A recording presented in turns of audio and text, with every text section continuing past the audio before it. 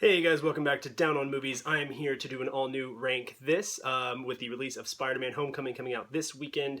I thought it'd be good to go ahead and rank the Spider-Man movies from my least favorite to my most favorite, because if you've seen before, if you're a subscriber, if you watch these videos, it's just me going through some movies, ranking my least favorite all the way to my favorite of a certain series, and so I'm doing that with Spider-Man. But first, I hope everyone had a wonderful Independence Day, spending time with your family, just enjoying living in this country, and enjoying the things, the luxuries that we have that a lot of other people may not have. So there's that. But first, again, or I guess second, I want to thank everybody for the new subscribers I've gotten. I am so close to 1,000. Let's just keep pushing and we'll get there. But I appreciate all the support, so thank you guys. But now, let's get to it. So, this isn't like animated, this is strictly live action movies. I know there's not a whole lot, but the first one came out when I was 11, and now I'm 25, and we're about to have, our sixth one? Something like that. So, there's been a lot in the past few years. So, let's get to it. So first up, my least favorite in the Spider-Man franchise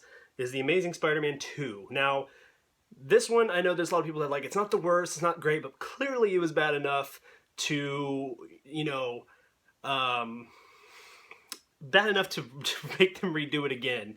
I know Marvel Studios had a whole plan with Spider-Man, but so it's kind of good that it tanked, but I think because this one was so bad, it killed the franchise just like Spider-Man 3, which we'll get to in a minute. But Spider-Man 2, it was just a cluster. Didn't know what it wanted to be. I think they tried to not make the mistake of Spider-Man 3 and did just as bad. Personally, as you can tell, it's last, so I clearly thought it was worse than everything else. Electro was just not good. Green Goblin was just not good.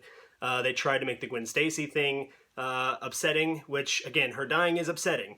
But everyone in the theater, I remember laughing because they slow-mode the web, and it just looked like this weird gooey pile that was knocking around, so it was just weird. So Spider-Man, Amazing Spider-Man 2, I apologize for any fans, but it is last on my list. So next up, Spider-Man 3. Again, I can't make it higher than this because personally, Spider-Man 3 is kind of like Batman and Robin to me. It is one of those, I don't think it's great.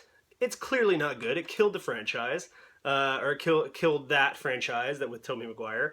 But personally, I enjoy watching it. Do I mean it's good? No. But I enjoy watching it for what it is. They tried, again, too many cooks in the kitchen, so they tried to put Venom, they tried to put Sandman, the whole Harry Green Goblin storyline that they worked so hard to get, they threw that away, excuse me. And then Mary Jane, just kind of a pile of shit in this one. I think it wasn't good, and we all know that. But I prefer it over this one. If I had to choose, I'd watch Spider-Man 3 over Amazing Spider-Man 2. And I just want to say, starting off, that I didn't put Civil War in this one, because I know Spider-Man is in that, but this is strictly Spider-Man standalones. So if anyone out down there tells me why is not Civil War in this, my rank this, that is why. So, second to last, Spider-Man 3. It's goofy, it's weird, it's not great, but I still enjoy watching it for what it is. Next up, The Amazing Spider-Man. Now, this was their first attempt at rebooting it. This one, again, not great, but it wasn't awful. It showed potential. I thought Andrew Garfield did a really good job as Spider-Man in this one. I think Emma Stone, good Gwen Stacy. They got away. They already separated themselves and showed they weren't trying to redo anything by doing Gwen Stacy and not Mary Jane. So I think they did good on that. The Lizard, new villain. So they didn't do like with Batman, where it's like as soon as there's a new Batman, they throw a Joker. They tried something new. So good attempt, good movie. And so that is right there. So next up, we are getting to the good stuff. We're getting the good shit.